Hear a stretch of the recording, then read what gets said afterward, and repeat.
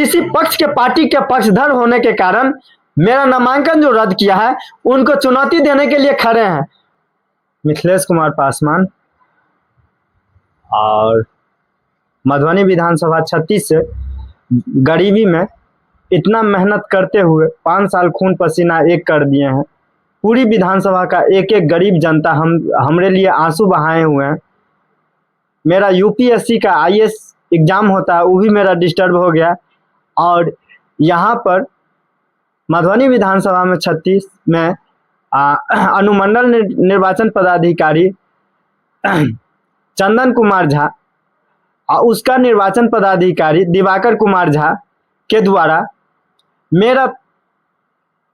मेरा नामांकन जो रद्द किया गया है उनके विवेक के ऊपर डिपेंड था। और विवेक का पूर्ण अधिकार लेके मेरा नामांकन रद्द कर दिया गया है, जबकि विवेक पूर्ण हमको नामांकन नहीं रद्द कर सकता था। लेकिन जब हम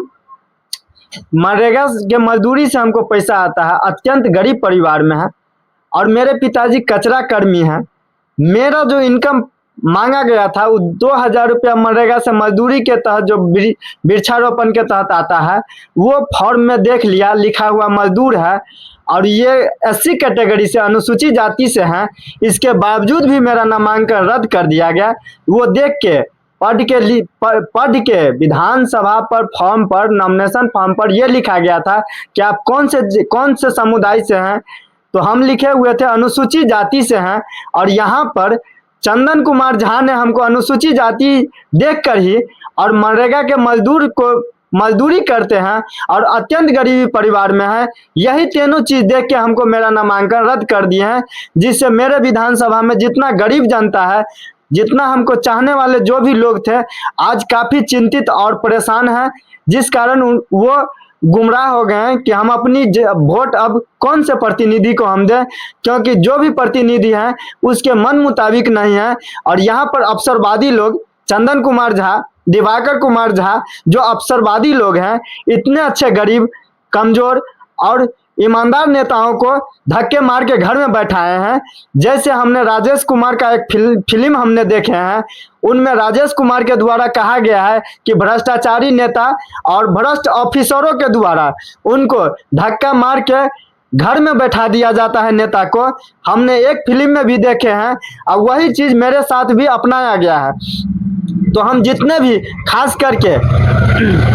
करके मेरे एससी एसटी भाई बंधु जो हैं, जो वोट करते हैं, आंख मूंद के पोलिंग करते हैं, पार्टी को पोलिंग करते हैं और किसी प्रतिनिधि को पोलिंग करते हैं, तो वो देख लें कि हम एक एससी कैटेगरी लड़का और चंदन कुमार झा और दिवाकर कुमार झा एससी एसटी लड़का के साथ किस तरह का अन्याय किया है, उसको देखते हुए, ताकि 5 साल फिर आपको किसी तरह की आपके पास भी भेदभाव ना हो और आपका भी कोई आवेदन खारिज ना करें, वो सब देख के सोच के ही पोलिंग करें। क्योंकि मेरा जब हम आईएएस का स्टूडेंट थे, जब हमको नामांकन रद्द कर दिया गया क्योंकि ये लड़का अनुसूचित जाति से है और ये लड़का मनरेगा में मजदूरी से इनका पैसा आता है, इनके पास घर नहीं है और रहने के लिए इनका बहुत बड़ा मीडिया में हाईलाइटेड हो चुका है। और ये जब चुनाव लड़ेंगे तो ये जिस पार्टी और दल को चाहने वाले हैं चंदन कुमार झा, उनको ही समर्थन में हमको रास्ते से हटाने के लिए मेरा नामांकन रद्द कर दिया है। और उसमें भी राजनीति किया हुआ है, जो केंद्र सरकार को केंद्रीय निर्वाचन पदाधिकारी को 122 करोड़ रुपया जो राज्य सरकार दिया है अपने कोष से, उन पदाधिकारी को खरीदा हुआ है, उसी के तहत साजिश किया हुआ है। और साथ में हम जब अंदर घुसते थे तो जितना भी स्टाफ था वो उसमें जो खाना मिलता था, खाना में इतना मसाले और तेल की मात्रा था, सेहत खराब करने वाले खाना खिलाता था। एक भी पदाधिकारी वो खाना खाने से हिचकते थे, उसको जांच करके सही निकालने में वो सक्षम नहीं हो पाए। और एक अनुसूचित जाति के लड़का जो गरीबी से उठ के आया है, जो विधानसभा में साहस करता है अपने समाजों को न्याय दिलाने के लिए, सामाजिक न्याय दिलाने के लिए, आर्थिक न्याय दिलाने के लिए, राजनीतिक न्याय दिलाने के लिए और गरीबी करकट के घर से मुक्ति दिलाने के लिए, इंटर और ग्रेजुएशन पास लड़के और लड़कियों को सरकारी नौकरी में भागीदारी के लिए हमने जो साहस किए थे, यहाँ पर जल संकट के लिए जो लोग पानी के लिए पिछले साल तरसे हैं, जो लोग एक छोटी छोटी ऋण के लिए तरसे हैं, जो लोग यहाँ पे विकास के लिए तरसे हैं, अपनी परेशानी से तरसे हैं, वही लोग हमको उम्मीदवार बनाए थे। और अवसरवादी लोग, कुर्सीवादी लोग, भ्रष्ट लोग किसी भी पार्टी के पक्ष में रह के मेरा नामांकन रद्द कर दिया है, जिससे हम अपने गांव गांव जाके हम अपने लोगों को ये सूचना देते हैं और उनको आह्वान करते हैं और जागरूक करते हैं कि हम लोग विधायक को जो वोट देते हैं तो नतीजे में हमको 5 साल तक सिर्फ पछताने का मौका मिलता है। इसी लेके वोट को बहिष्कार करें, अन्यथा नोटा में दबावें, ताकि लगे कि निर्वाचन पदाधिकारी जो अपने दिल्ली में बैठे राजा का आदेश का पालन करता है और सामाजिक सुधार करने के लिए ना किसी तरह की चाहत रखता है, उनको लगे कि यहाँ पर भी कोई लड़का है जो संघर्ष से उनकी कुर्सीवादी और जातिवादी और अवसरवादी और किसी पक्ष के पार्टी के पक्षधर होने के कारण मेरा नामांकन जो रद्द किया है, उनको चुनौती देने के लिए खड़े हैं। हमको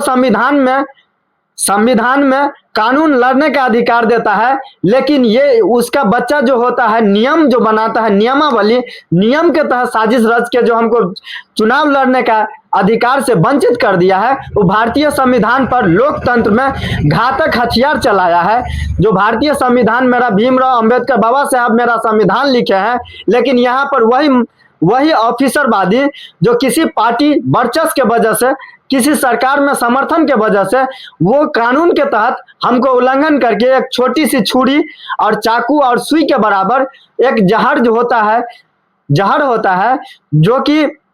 नामांकन नियमावली के तहत रद्द कर दिया गया, वो मेरे साथ सरासर अन्याय किया है। मधुबनी विधानसभा में 3,37,000 मतदाता जो खुशी से गूंज उठे हुए थे, जो खुशी से माहौल में नाच रहे थे कि मेरा एक उम्मीदवार आ रहा है और गरीब परिवार का इतना मेहनती और साहसी लड़का आ रहा है, उसके साथ एक कलम की एक बूंद से उनके भविष्य पर और उनकी फ्यूचर पर, उनकी कामकाज पर, पूरी मेहनत पर गद्दारी किया हुआ है। और गद्दारी से एक बूंद कलम से उनके भविष्य पर 5 साल के लिए कलम चला दिया है, जो सिवाय उससे फांसी से कम का सजा के बराबर नहीं है। जो हम एससी होते हुए लड़का मेरे साथ ऐसा अन्याय कर रहा है, राजनीतिक अधिकार नहीं दिया गया है, राजनीतिक अधिकार से वंचित किया गया है। वो पदाधिकारी यहाँ जो 3 साल रहेंगे तो न जाने कितने एससी, कितने एसटी, कितने ओबीसी, कितने ईबीसी, कितने जनरल में जो गरीब परिवार के लड़का साहस करेंगे, तो उनको किसी जांच में भेजेंगे तो कितने के साथ अन्याय करेंगे, इसका कोई ठिकाना नहीं है। वही चीज देखते हुए हम अपने लोगों को और मेरी बातों को जानने और समझने वाले लोगों को हाथ जोड़ के उनसे विनती करते हैं, ताकि किसी भी पार्टी, किसी भी दल को, किसी भी प्रतिनिधि को आप ये सोच समझ के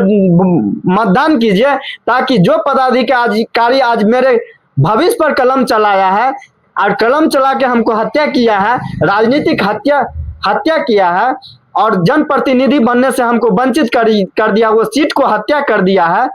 गला दबा दिया गया है, उस सीट पर चाकू चला दिया है, वो